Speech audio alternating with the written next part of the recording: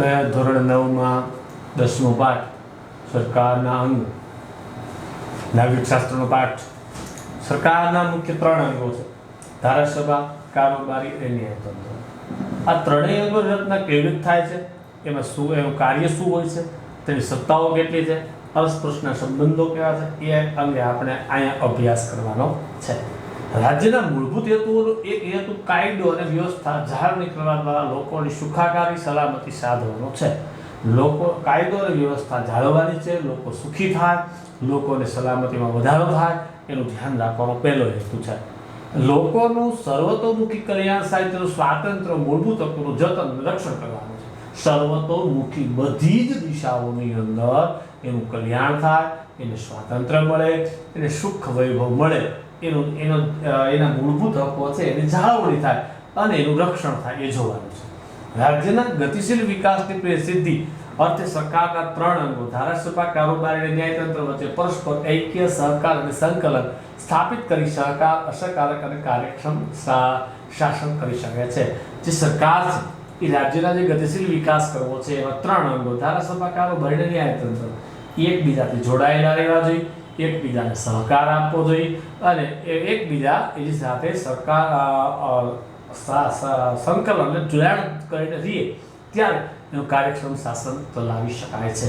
ધારાસભા ધારા એટલે કાયદો ઘડવાનું જ્યાં કામ થાય છે ધારાસભા કહેવાય।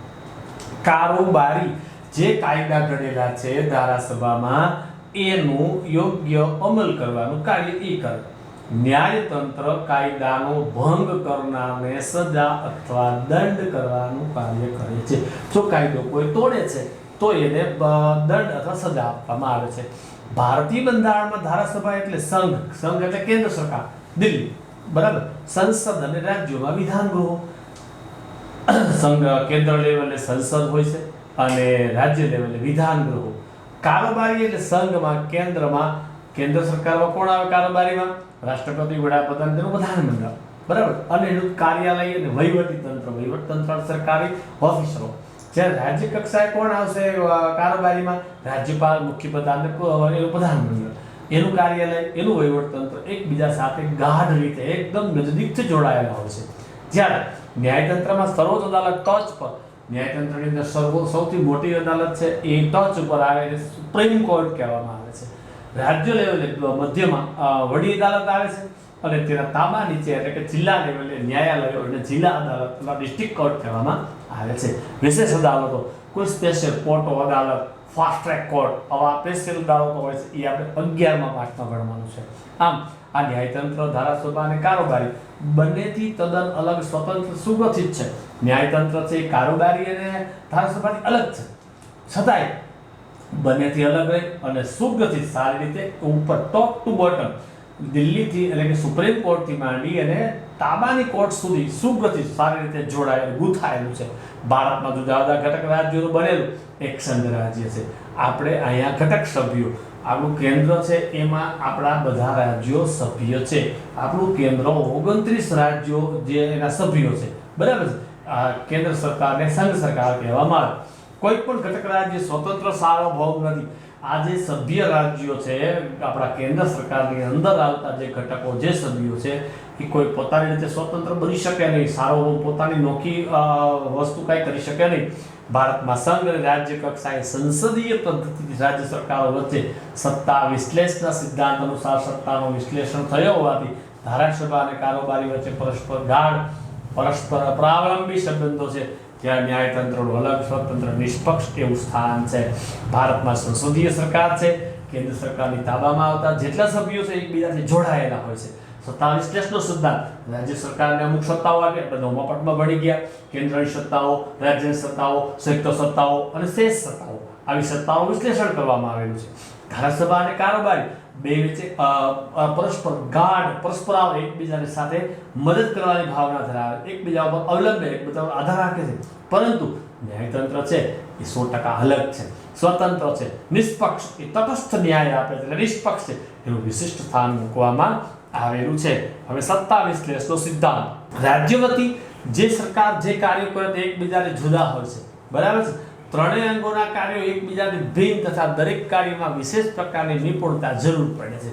હવે આપણે રાજ્ય વતી જે સરકાર કામ કરે છે એ એકબીજાથી જુદું હોય છે, પણ ત્રણેય અંગો જે કાર્ય કરે છે એકબીજાથી અલગ હોય છતાંય દરેક કાર્યમાં વિશેષ પ્રકારની નિપુણતા એટલે આવડત હોવી જરૂરી છે.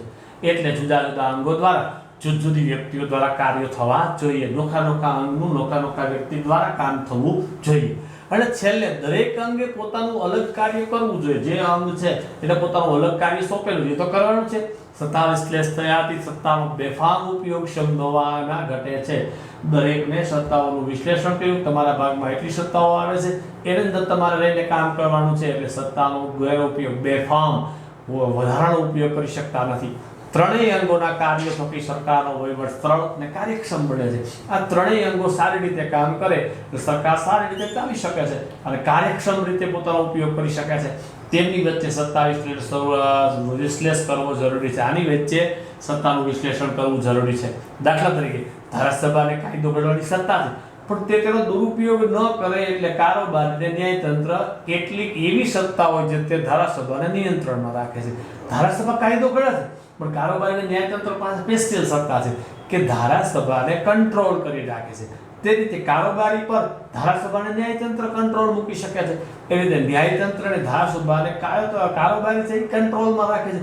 ત્રણેય એકબીજાથી સ્વતંત્ર ચોક્કસ છે, પણ એકબીજાની માથે કંટ્રોલ કરી શકવાની સત્તાઓ આપેલી છે. હવે ધારાસભા ભારત સંસદીય લોકશાહી ધરાવતું પ્રજાસત્તાક રાજ્ય છે.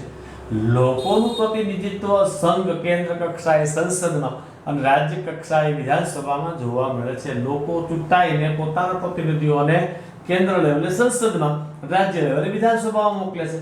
દેશની મહત્વની અને સર્વોપરી સંસ્થા સંસદ છે. આપણા દેશની સૌથી અગત્યની, સૌથી ટોચ ઉપર આવેલી સંસ્થા સંસદ છે. ભારતીય સંસદમાં કોણ કોણ આવી શકે છે?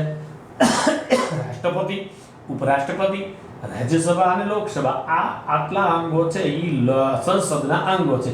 આનો સમાવેશ એમાં થાય છે. ધારાસભામાં બે પ્રકાર હોય છે. કેવા?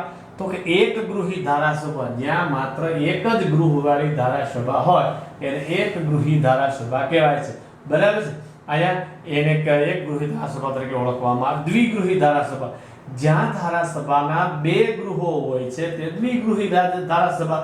જે કેન્દ્ર લેવલે બે ગૃહ, લોકસભા અને રાજ્યસભા, એમ રાજ્ય લેવલે બે ગૃહ હોય તો એને દ્વિગૃહી ધારાસભા કહેવામાં આવે છે.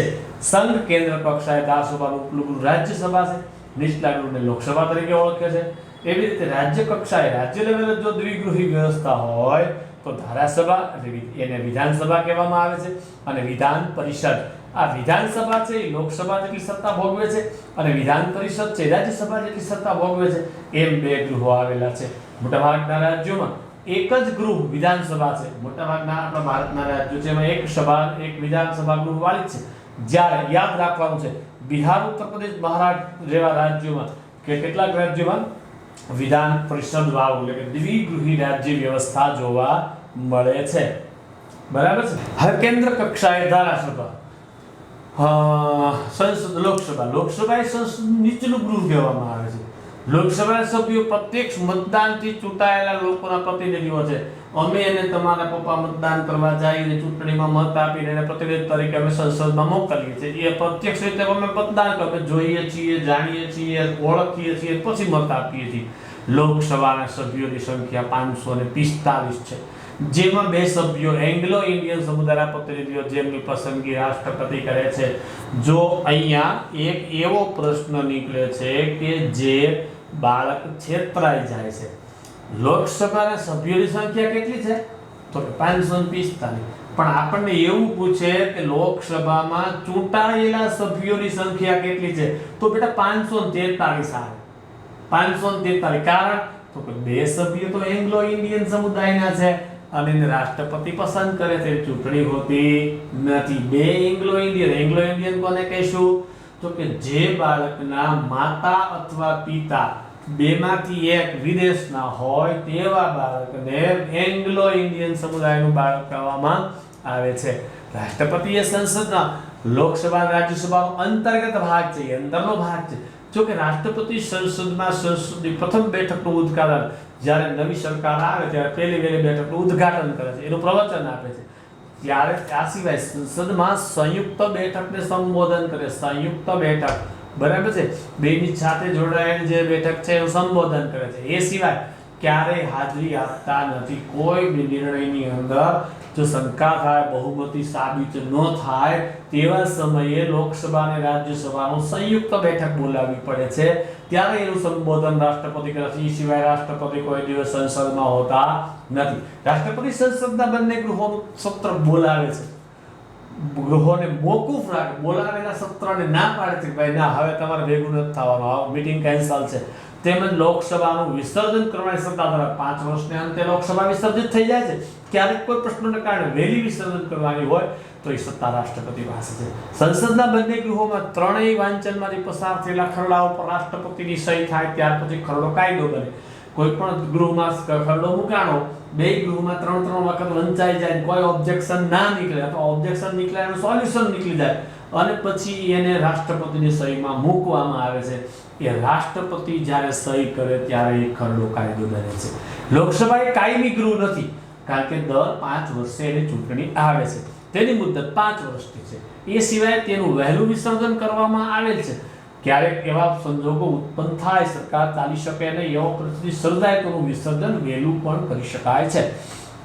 ભારતીય સંસદે બંધારણમાં દર્શાવેલી મર્યાદાઓમાં રહી પોતાની સત્તાને ભોગવવાની, બંધારણમાં જે મર્યાદાઓ આવી છે એને ધ્યાને લઈ અને એની સત્તા ભોગવવાની છે. તેથી બંધારણ સર્વોપરી છે. ભારતની અંદર સૌથી ટોચે બંધારણ છે, કાયદો વ્યવસ્થા નહીં. બરાબર, સંસદ નથી. સંસદ છે એના પ્રતિનિધિઓ પણ બંધારણથી ઉપર જઈ શકે નહીં. સંસદે ઘડેલ કાયદાઓમાં બંધારણીય જોગવાઈનો ભંગ થતો હોય, કોઈ કાયદો સંસદે ઘડ્યો, બંધારણમાં જણાવેલી વ્યવસ્થામાં ભંગ થતો હોય અથવા તો બંધારણમાં જણાવેલ વિગતો સાથે એ સારી રીતે તાલમેલ ન કરી શકતો હોય, એટલે કે વિસંગત હોય, તો તેને અદાલતમાં પડકારી શકાય છે. એને આપણે કોર્ટમાં મૂકી શકાય છે કે આ કાયદો છે બંધારણમાં કે આ કાયદોની વિરુદ્ધ પ્રકારનો છે, આવું ચાલી શકે નહીં.